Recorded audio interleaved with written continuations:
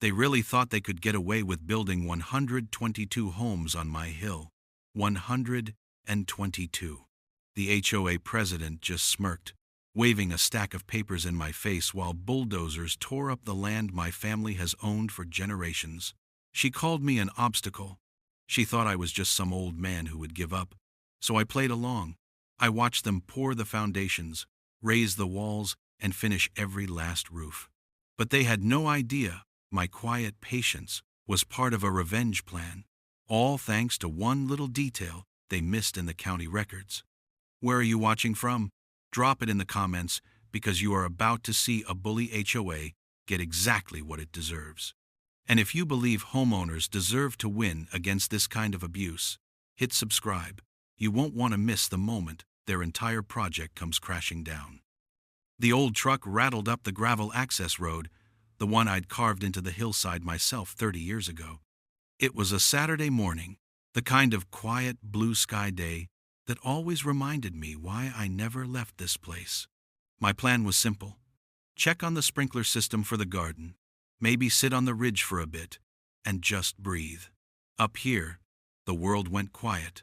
It was the only place left that did. I'd spent my career as an engineer in noisy plants and chaotic construction sites, and this hill was my reward. It was my sanctuary. It was the place I'd taught my daughter, Emily, how to find the Big Dipper, the same spot where my wife and I had our anniversary picnics. Every rock and tree held a memory. I rounded the final bend, expecting to see the familiar silhouette of the old oak tree against the sky. Instead, I saw a sea of fluorescent orange vests and the glint of sun off a surveyor's tripod. My foot hit the brake so hard the truck shuddered to a stop, kicking up a cloud of dust. A handful of men were driving stakes into the ground, running bright yellow tape across the meadow where Emily used to fly kites. Beyond them, near the ridge, was the low growl of an engine. A small bulldozer sat there, its blade already having scraped a raw, brown patch into the green landscape. A cold knot formed in my gut. This had to be a mistake. Some kind of survey for the county, maybe. They must have taken a wrong turn. I put the truck in park and got out, my worn work boots crunching on the gravel. I walked toward the nearest man, a kid who couldn't have been older than 25, holding a clipboard. "Morning," I said, trying to keep my voice even. "I think you guys might be on the wrong property. This is all private land." He glanced up, his expression blank, and pointed over his shoulder with his thumb. "You need to talk to her," he mumbled, then went back to his notes. I followed his gesture and saw her, Karen Whitmore. She was standing by a white SUV, clipboard in hand, looking like a general surveying a battlefield. She was the new HOA president for the subdivision down at the bottom of my hill, a community I wasn't even part of. We'd met once, briefly, when she'd left a passive-aggressive note on my mailbox about the length of the grass near the road. I walked over, my mind racing. "Karen," I started, still aiming for polite. "There's a mistake. Your crew is on my property." She gave me a slow, condescending smile. "The kind that's meant to tell you you're a simpleton. Jack, isn't it? No mistake at all. We're just marking out the grid for the new development phase. It's all approved." I felt a surge of disbelief. Development? What development? This is my hill. I have the deed, the survey maps. My grandfather bought this land in 1958. I could already feel the blood pounding in my ears. The place where the bulldozer sat, that's where I'd planned to build a small cabin for my grandkids one day. Karen let out a little sigh, a theatrical puff of air that was pure performance. "Yes, we're all aware of your family history here. But times change. The community needs to grow. The board approved the expansion plan for 122 new homes. It's going to do wonders for property values." She tapped her clipboard with a perfectly manicured finger. 122 homes. The number was so absurd, it barely registered. They weren't just trespassing. They were planning an invasion. "You can't just decide to build on my land," I said, my voice getting tighter. "I don't care what your board approved. This property line is decades old and clearly marked. I still thought I could reason with her. I'm an engineer. I believe in measurements, in documents, in facts. I figured if I just showed her my paperwork, this whole ridiculous misunderstanding would be over. I pulled my wallet out, ready to show her my ID, ready to go back to my truck and get the deed. She just shook her head, that smirk never leaving her face. Your paperwork is, sadly, out of date. The HOA's legal team found several unrecorded easements from when the county was planning a highway bypass in the 70s. It was never built, but the easements are still on the books. They give us access and development rights. It's all perfectly legal. I stared at her. An unrecorded easement? It sounded like complete nonsense. A bureaucratic ghost story cooked up to steal land. I've lived here for 40 years. I've paid taxes on every square inch of this hill. No one has ever mentioned an easement. This is where the shift happened. The moment the polite, neighborly part of me died and something colder took its place. She laughed. It wasn't a little chuckle. It was a full, dismissive laugh, as if I'd just told a childish joke. "Oh, Jack," she said, her voice dripping with mock pity. "You can't just sit on a piece of prime real estate forever and expect progress to wait for you. The community has rights too." That word again, community. She used it like a weapon. Behind her, I could see the men hammering another stake into the ground right where Emily had her wedding photos taken. The rage that hit me was white hot, but it was quiet. I learned in the service that the loudest man in the room is usually the weakest. I just stood there, letting her words sink in. She saw my silence as a victory. "Look," she said, flipping a page on her clipboard. "We can make this easy, or we can make this hard. Any attempt to interfere with the construction will result in fines, significant fines. We'll put a lien on your property so fast your head will spin. Now, if you'll excuse me, I have a schedule to keep." She turned her back on me, a clear dismissal, and started barking orders at the surveyor. The conversation was over. I was a bug she'd just flicked off her sleeve. I stood there for another minute, the sound of the bulldozer's engine a dull roar in my ears. The smell of diesel fumes mixed with the scent of freshly turned earth. My earth. Helplessness is a poison. It seeps into your bones and tells you you've already lost. I felt it then, the gut punch of watching a bully with a clipboard and a team of lawyers steamroll you with rules you never knew existed. But as I walked back to my old truck, that helplessness started to burn off, leaving something else in its place. It was a cold, hard resolve. She thought she'd won. She thought I was just some grumpy old man she could push aside. She didn't know who I was. She didn't know what I was capable of. They could start building their houses. They could pour their concrete and hammer their nails. But I wouldn't be watching my hill die. I'd be watching them. And I'd be waiting. The new reality began at 5:30 the next Monday morning. A deep, earth-shaking rumble woke me from a restless sleep. It wasn't thunder. It was the sound of heavy machinery, a whole fleet of it, crawling up my access road. I got out of bed and looked out the window. A parade of dump trucks and cement mixers, their headlights cutting through the pre-dawn gloom, was lining up at the base of the hill. The invasion had started for real. The speed was shocking. Within a week, the gentle slope of the meadow was gone, replaced by a terraced, muddy wasteland. The noise was constant, the roar of engines, the high-pitched shriek of backup alarms, the thud of heavy equipment hitting rock. Dust coated everything. My windows, my truck, the leaves on the ancient oak they'd thankfully left standing. But they were careless. One afternoon, a flatbed truck delivering lumber took the turn onto the main road too wide and flattened a section of the split-rail fence that marked my actual, undisputed property line. I watched from the porch as the driver just shrugged and drove on. I went out with my tools to fix it myself. My neighbor, Frank Donovan, a retired firefighter who lived just down the road, saw me and came over to help. Frank's a good man, solid as a rock, but he had a haunted look in his eyes. He'd lost a house 20 years ago, in a different state, because of a dispute with an HOA that bled him dry with legal fees. "You gotta be careful, Jack," he said, his voice low, as we set a new fence post. He kept glancing over his shoulder toward the construction site. Karen's got the whole board wrapped around her finger. She's making examples of people. He told me the Miller family, 2 houses down, got a violation notice and a $200 fine because their trash can was visible from the street an hour after pickup. The letter cited a rule that had never been enforced before.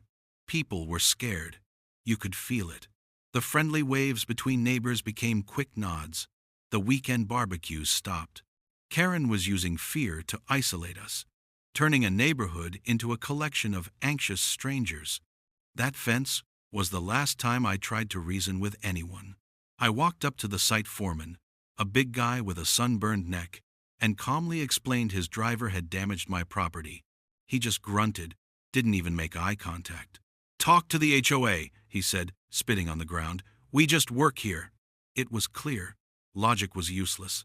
Talking was a waste of breath. The quiet fury that had been simmering inside me cooled into something else entirely. It became a plan. That night, I went down to my basement workshop, my old engineering office. I cleared off my drafting table, pushing aside plans for a birdhouse I was building for Emily. I unrolled a large topographical map of the hill, my own survey, done years ago. Then I started gathering the paperwork. Every tax record, the original deed, plat maps from the county website, printouts of the HOA's bylaws that Frank had secretly slipped into my mailbox. I pinned them to a large corkboard on the wall, connecting them with colored yarn like a detective in an old movie. Red for HOA claims, blue for my property lines, yellow for questions. I worked methodically, like I was designing a bridge. You don't rush a bridge. You check every calculation, every load-bearing point, every stress fracture. The HOA was a badly designed structure, and I was going to find its weak point. I started quietly talking to a few more neighbors, planting seeds. I'd catch old Mr. Henderson while he was getting his mail and ask, "Did you ever see a soil stability report for that hillside? Seems steep for that many foundations." I'd mention to another, "That contractor they hired has a few complaints against them over in the next county. Shoddy concrete work." I wasn't asking them to join a fight. I was just giving them facts, engineering concerns that would make any homeowner nervous. I was laying a foundation of doubt, brick by brick. They were still too scared to speak up, but I could see the gears turning in their heads. They started watching the construction a little more closely. 2 weeks into the project, I decided to go after Karen's claim about the unrecorded easements. An easement that lets you build an entire subdivision sounded too convenient, too perfect. Something that significant should leave a big paper trail. My daughter Emily did some digging online, but we hit a wall. The digital records only went back to the 1980s. To find something from the 70s, I had to go to the source, the County Registry of Deeds. It was a sterile, quiet building downtown that smelled like old paper and floor wax. I went late on a Friday afternoon, hoping it would be empty. I spent hours scrolling through microfilm, my eyes burning from the greenish glow of the reader. I found nothing. No highway bypass plans. No easements matching the plot numbers Karen had cited. I felt a pang of despair. Maybe she was right. Maybe her lawyers really had found some obscure loophole that screwed me, but I wasn't ready to give up. I asked the clerk, a helpful woman named Maria Chen, if there were any other records, older ledgers maybe. She pointed me toward a back room, a dusty archive filled with massive, leather-bound books. "This is the old stuff," she said, "before everything was indexed properly. Good luck." For 3 hours, I carefully turned brittle, yellowed pages. My fingers were gray with dust. I felt like I was searching for a ghost. And then I found it. It wasn't in the main ledger under my property's parcel number. It was in a secondary transfer log, a book of miscellaneous filings from 1974. There it was, a reference to a potential county right-of-way filed as part of a preliminary infrastructure plan. But the plan was officially abandoned and nullified a year later. In 1975, the right-of-way was never granted. It never legally existed. The crucial part was how it was recorded, or rather, how it wasn't. The nullification was filed, But the original inquiry was never officially expunged from the miscellaneous log. Karen's lawyers hadn't found a secret easement. They'd found a ghost, a typo in the history books.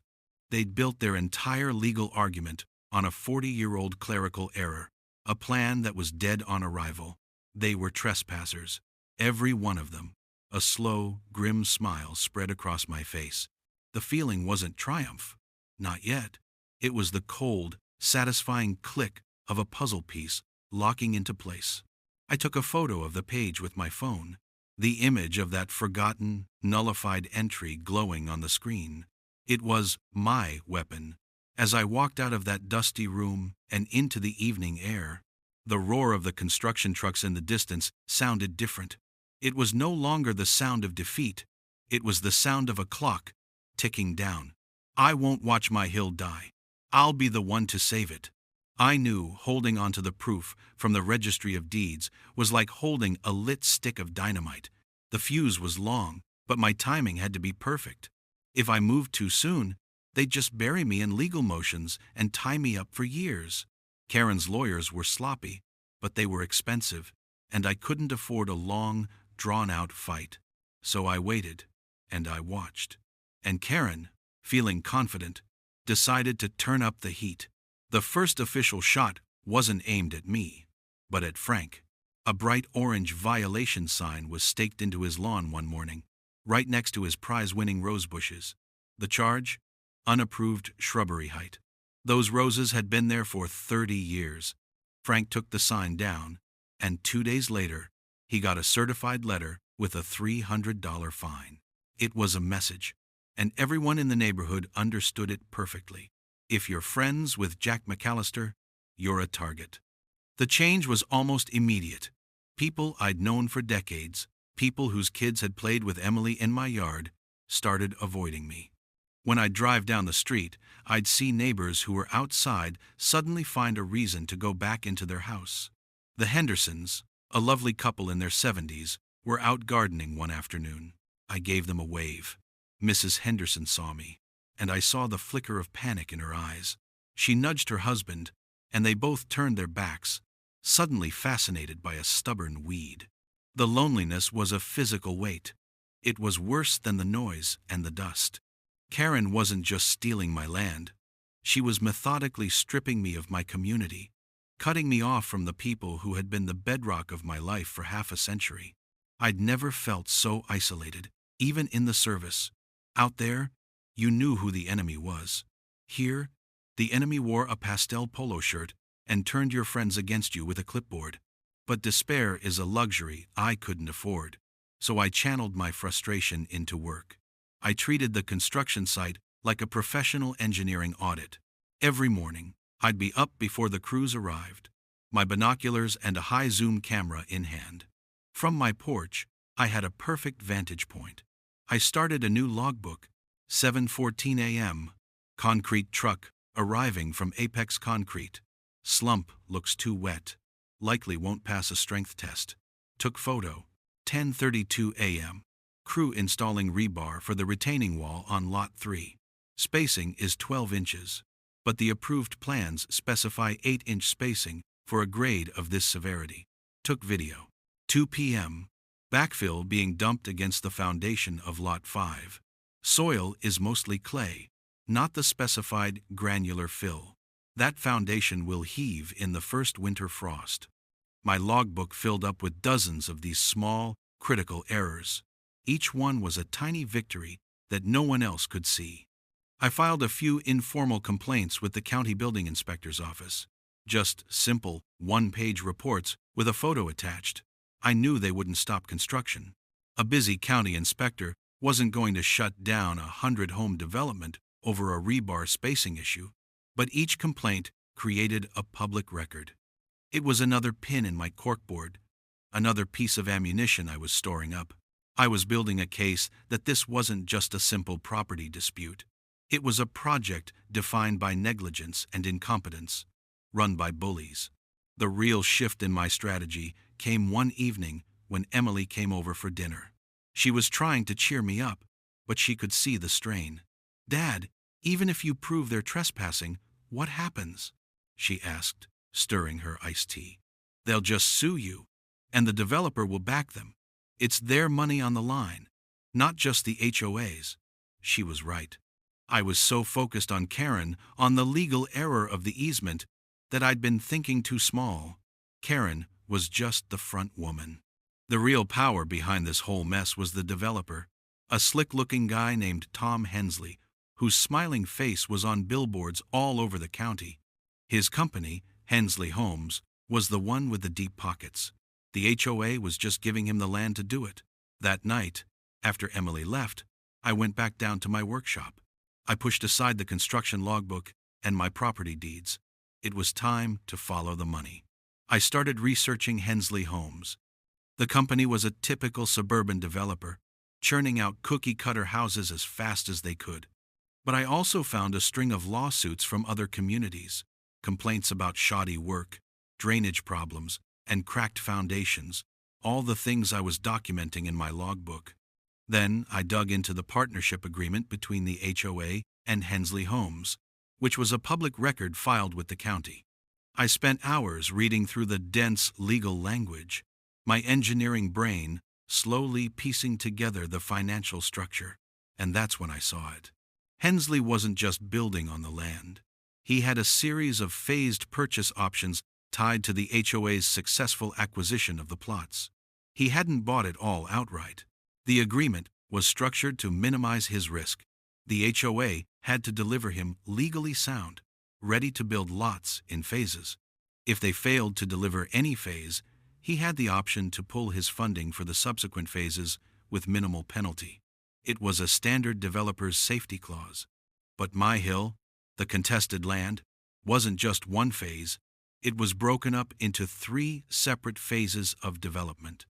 And the first plots they were building on, the ones covered by the fake easement from 1974, were the linchpin for the entire financial deal. If the HOA couldn't legally deliver those first lots, the whole domino chain of financing could collapse. Tom Hensley, the man with the real money, would have a legal right to walk away. Suddenly, my fight wasn't just against Karen's petty tyranny anymore. It was about leveraging the financial fear of a multi-million-dollar developer. The discovery felt like a jolt of electricity. The isolation, the fines, the neighbors turning away, it all faded into the background. I was no longer just a victim defending his property. I was an engineer who had just found the critical stress fracture in the enemy's bridge, and I was about to put all my weight on it. The first real crack in my resolve came on a Tuesday. The calendar on my kitchen wall had a big red circle around the date. Emily's wedding was just a month away. For as long as she could remember, she'd wanted to have a quiet brunch with her mother's side of the family at our house the day before the ceremony. It was a tradition, a moment of peace and reflection in the garden my wife had planted, overlooking the hill. It was meant to be the calm before the joyful storm. Emily called me, and I could hear the strain in her voice from the first word. "Dad," she said, her voice small. "We can't do the brunch here. I drove by today, and it's impossible." I knew what she meant. The construction wasn't just noise anymore. It was a physical assault. The ground vibrated from the heavy rollers compacting the new roads. The air was thick with the constant thwack, thwack, thwack of nail guns and the grating screech of metal saws. A peaceful garden brunch would be a joke. It would be like trying to have a picnic in the middle of a war zone. "It's okay, honey," I told her, my own voice sounding hollow. "We'll figure something else out." After we hung up, I sank into my chair at the kitchen table. The weight of it all came crashing down on me. I wasn't just an old engineer fighting a bureaucratic battle anymore. I was a father whose fight was now spoiling one of the most important days of his daughter's life. The logbooks, the deed research, the photographs of shoddy rebar, it all felt small and pointless. What good was winning back a hill if my family couldn't even enjoy the home at the bottom of it? For the first time, I felt a deep, gnawing wave of defeat. The isolation had worn me down, but this was different. This was guilt. I got up, walked over to my laptop, and did something I never thought I would. I opened a real estate website and typed in my address. The estimated value that popped up was staggering. With the new development going in, the land was worth a fortune. I could sell, I could take the money, buy a quiet piece of property somewhere else, and help Emily and her new husband with a down payment on a house of their own. I could just walk away. Let Karen have her ugly little empire of vinyl siding. For a few hours, the idea was a relief. It was an escape hatch from the constant stress, the sleepless nights, the looks from my neighbors. Maybe this was the smart move. Maybe fighting was just an old man's pride. That night, sleep wouldn't come. The idea of selling felt like acid in my stomach. Giving up would mean Karen won. It would mean the memories on that hill were worth less than a developer's check. At 2 a.m., I found myself back in the workshop, staring at the corkboard. I couldn't look at the map of my own property anymore. It was too painful. Instead, I pulled up the county's digital plat maps, focusing on the entire HOA development. I started cross-referencing the lot numbers from Hensley's contract with the official ownership records on the county server. It was just busy work, something to occupy my mind. But then, I saw something odd.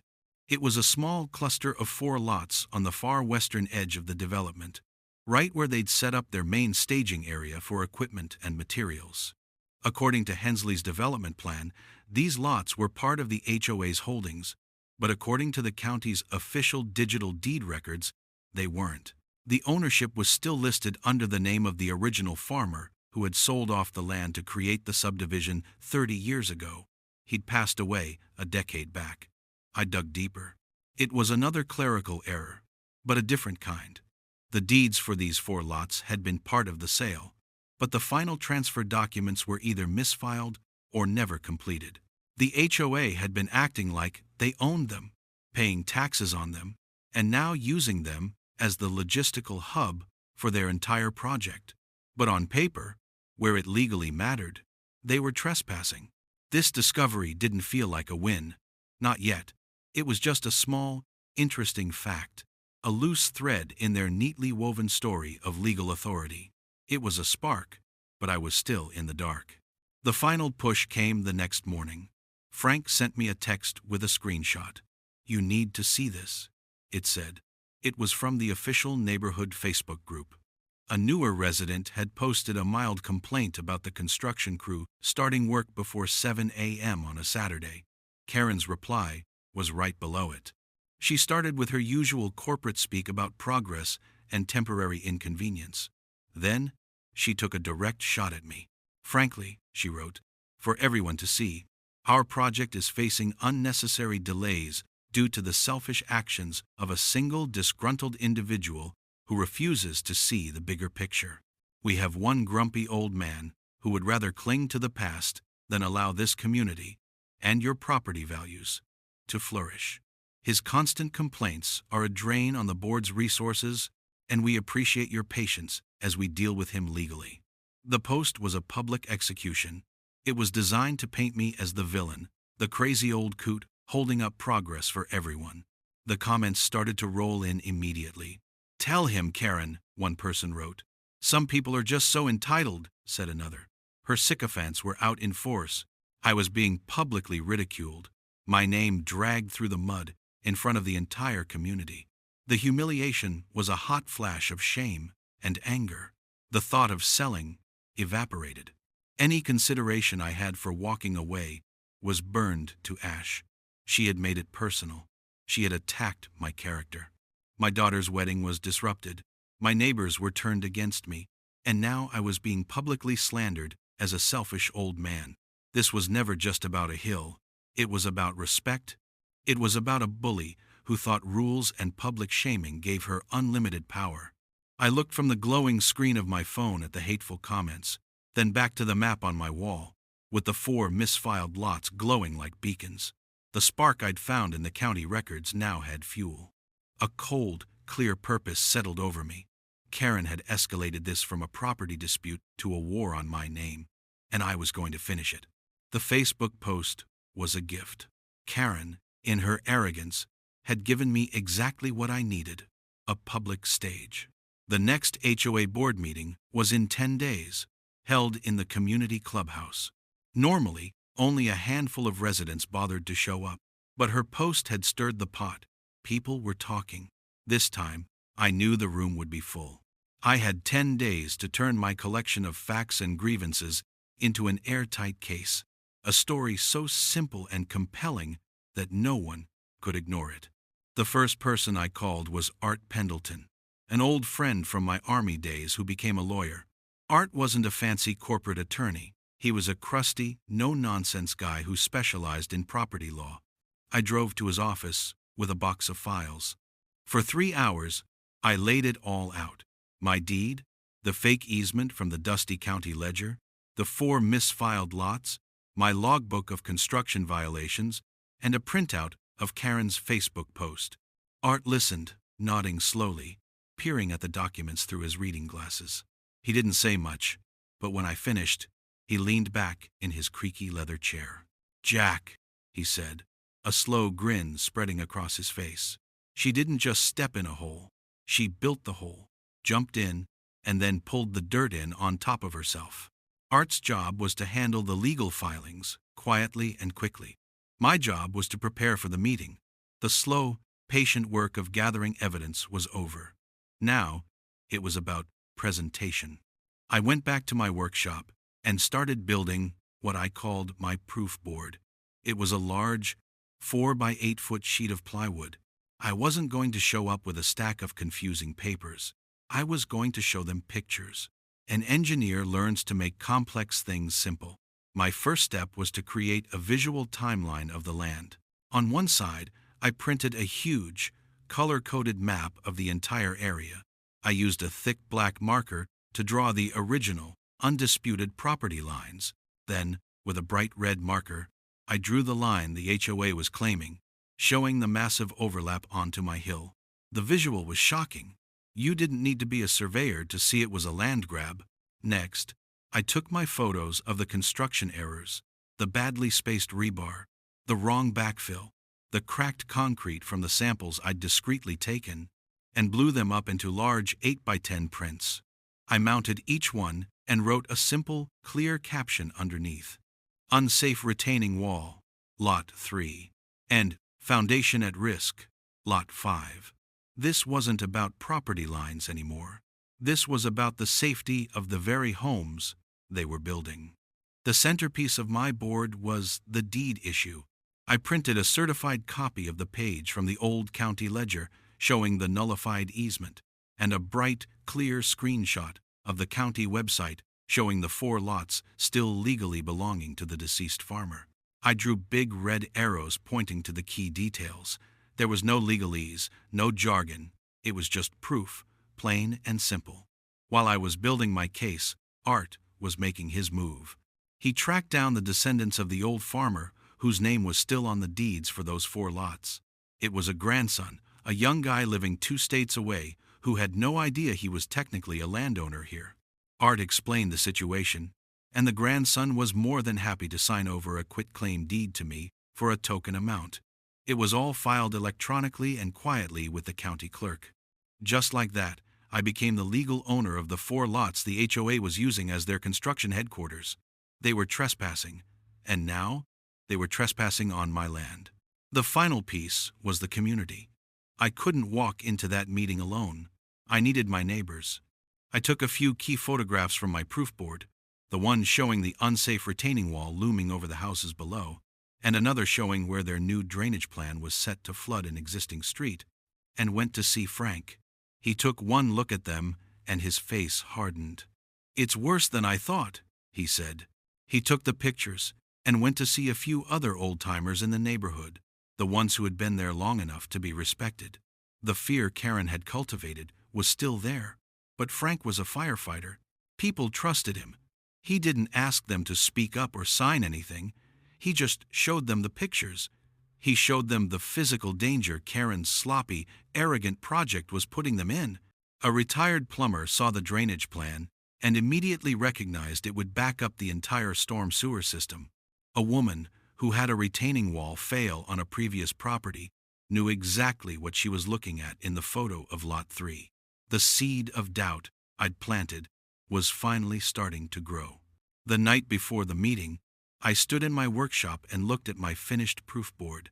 It was all there. Every lie, every shortcut, every piece of bureaucratic bullying, laid out in simple pictures and plain language. I thought about the first day, standing on the hill, feeling that helpless rage. I thought about the isolation, the loneliness. And now, I felt a calm, steady current of confidence. Karen thought she was in a fight with a grumpy old man. She had no idea she was walking into a meticulously engineered trap. She was so focused on her social media power plays and her clipboard authority that she never bothered to check the foundation of her own project. And I had the blueprints to prove it was all about to come crashing down. I felt the slow thrill of knowing what was coming, the quiet satisfaction of a plan perfectly executed. The next night, the show would begin. Frank and I arrived at the clubhouse 15 minutes early. He helped me carry in the proof board, which I'd covered with a plain gray moving blanket. The room was already buzzing. It was standing room only, packed with more people than I'd ever seen at one of these things. Some were live streaming on their phones. Karen's Facebook post had backfired beautifully. She thought she was isolating me, but she just handed me a bigger audience. I saw Frank give a quiet nod to a few familiar faces in the crowd. The seeds he'd planted were here. We propped the covered board against the wall at the front of the room, and I took a seat in the first row, right in the center. I wanted Karen to see my face. She and the other 4 board members sat at a long table, looking self-important. Karen beamed, clearly thrilled with the turnout. She probably thought everyone was there to support her. The developer, Tom Hensley, was there too, sitting off to the side, looking smooth and confident in an expensive suit. Karen opened the meeting with her usual mix of condescending pleasantries and vague announcements. Then she got to the main event. As many of you know, she began, her voice dripping with practiced sincerity, we've had some minor challenges with the new development. One individual has raised some concerns. She glanced at me, a flicker of a smirk on her lips. But I want to assure everyone that our legal team has confirmed the HOA is on completely solid ground. She was about to move on to the next agenda item, but I stood up. Madam President, I said, my voice calm but loud enough to fill the room. I believe the community deserves to see the full picture. A murmur went through the crowd. Karen's smile tightened. Mr. McAllister, this is not the forum for your personal grievances. If you have a complaint, you can submit it in writing. My grievance is a community grievance, I replied, walking over to my board. It's about property, it's about safety, and it's about the truth. I pulled the blanket off the board with a flourish. There was a collective gasp from the audience. The huge, color-coded map, the photos of the shoddy construction, the blown-up legal documents. It was a visual punch to the gut. I picked up a wooden pointer from the side of the stage. Let's start with the basics, I said, turning to the room, not to Karen. This black line is my property. It's been my property for over 60 years. This red line is what the HOA is claiming. As you can see, they're claiming to own nearly a third of my hill. I then pointed to the first document. They based this claim on something called an easement from 1974. Here is the official county record of that easement. I tapped the first page. And here, I said, tapping the second, is the official county record from 1975, showing that the plan was abandoned and the easement was nullified. It never legally existed. The HOA is trespassing, and has been from day one. The room erupted in whispers. Karen's face went from smug to pale in a heartbeat. That's not accurate, she stammered. Our lawyers, I didn't let her finish. I moved the pointer to the next section of the board. Even if you ignore the trespassing, let's talk about safety. I tapped the photo of the improperly spaced rebar. This is the inside of the retaining wall on Lot 3, just above the miller's backyard. The plans called for 8-inch spacing. This is 12-inch spacing. As an engineer, I can tell you this wall will fail. It's not a question of if, but when. Mrs. Miller let out a small, terrified cry. I continued, pointing to picture after picture, my voice steady and factual, explaining each defect in plain, simple terms. With every photo, the mood in the room shifted. The whispers turned to angry murmurs. People were turning to look at Karen, their expressions no longer just curious, but hostile. This was the moment I had waited for. I moved my pointer to the last part of the board. Finally, let's talk about where all this illegal work is being managed from.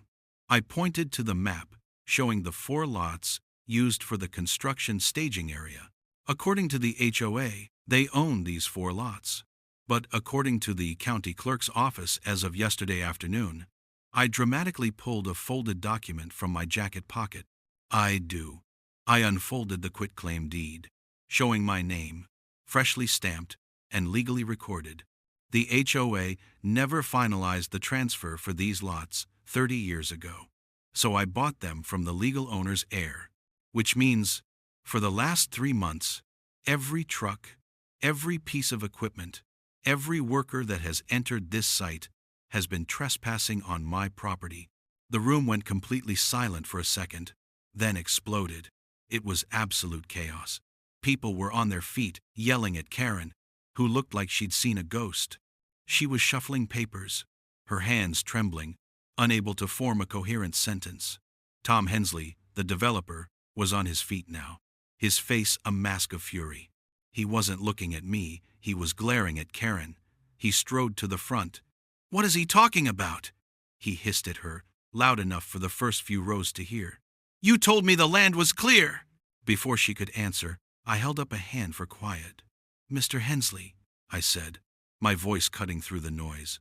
"According to my copy of your contract with the HOA, you have a clause that protects you if the HOA fails to deliver legally sound, transferable lots." Hensley's eyes widened. He knew exactly what I was talking about. I had just handed him his escape hatch on a silver platter. I had shown him that Karen, his partner, was incompetent, and that the entire project's foundation was built on a lie. Frank stood up from his seat. "I make a motion," he boomed, his firefighter's voice easily carrying over the din, "for a vote of no confidence in the current board president." A chorus of "second" echoed through the room. The public humiliation was complete. Karen's house of cards hadn't just fallen. I had pulled out the table from underneath it. She sat there, speechless, as the community she thought she controlled turned on her, right in front of the man whose money she desperately needed. The room wasn't just on my side anymore. The room was mine. The fallout from the meeting was swift and brutal. Tom Hensley's company formally pulled out of the development agreement the very next day, citing the HOA's failure to provide legally secure land titles. His lawyers used the exact contract clause I had pointed out. Just like that, the funding was gone. The construction site on my hill went silent overnight. The roar of engines was replaced by an eerie quiet, the half-finished frames of houses looking like a modern ghost town. But Karen wasn't going down without a fight. She was like a cornered animal. 2 days after the meeting, I found her on my property, near the now-abandoned equipment. She was screaming into her phone, presumably at one of the other board members who had likely abandoned her. When she saw me, her face contorted with pure rage. "You!" she shrieked, pointing a trembling finger. "You've ruined everything! This is all my land! I have the paperwork!" She started marching toward my house, still yelling. I didn't say a word. I just stood on my porch with my own phone and dialed the sheriff's office. When the deputy arrived, Karen was still ranting, waving her now useless clipboard. The deputy listened patiently, then turned to me. I calmly presented him with my certified deed and the newly filed quitclaim for the 4 lots she was standing on. I also showed him a copy of the official nullification of the 1974 easement. My paperwork was clean, current, and legally sound. Hers was a fantasy. The deputy looked from my documents to her, his expression weary. "Ma'am," he said, his voice flat, "you're trespassing. I need you to leave the property now."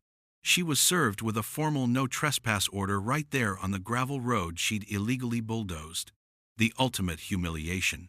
A bureaucrat who lived by the rules was finally taken down by them.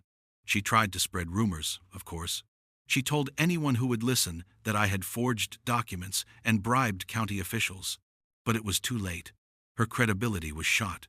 The live streams from the meeting had been shared hundreds of times. Everyone had seen my proof board. Everyone had seen her crumble.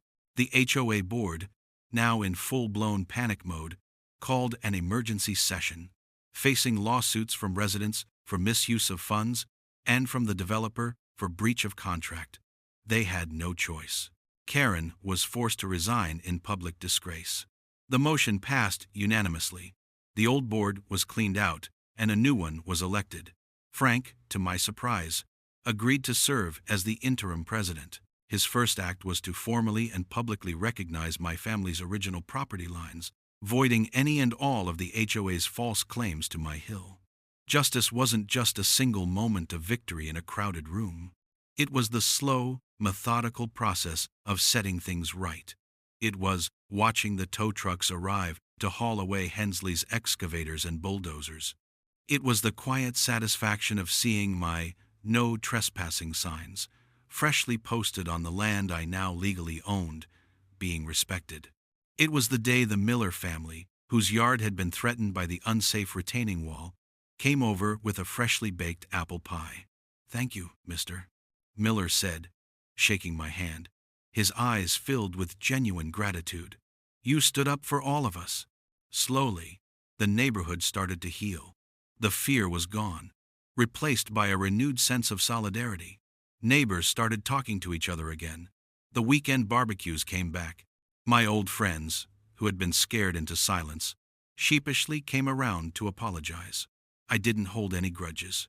Fear makes good people do cautious things. We were a community again, made stronger by the crisis we had endured. A month later, on a perfect, sunny Saturday, we had the brunch for Emily's wedding.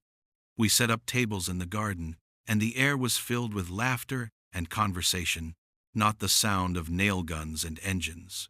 My daughter, looking beautiful and happy, came over and gave me a long hug. "You got your hill back, Dad," she whispered. "No," I said, looking out at the green, scarred but recovering landscape. "We got it back." After the guests left, Emily and her new husband took a small dogwood sapling and planted it at the edge of the meadow, a symbol of a new beginning. We decided to officially rename the hill on our family's private maps. We no longer called it McAllister Hill. We called it Resilience Ridge. The final piece of justice came a few months later, when Frank and the new HOA board finished rewriting the bylaws. They put in new rules ensuring transparency, term limits for board members, and a common-sense process for resolving disputes that didn't involve threats and intimidation.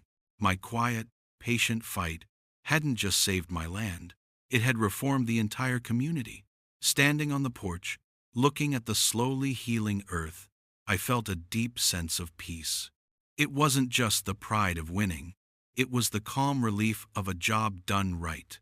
An engineer spends his life building things to last. I hadn't built a bridge or a skyscraper, but I had rebuilt something just as important, a community's faith in fairness. The quiet fury was gone, replaced by the quiet satisfaction that my family's sanctuary was safe and would be for generations to come. The right thing, done the right way, had won.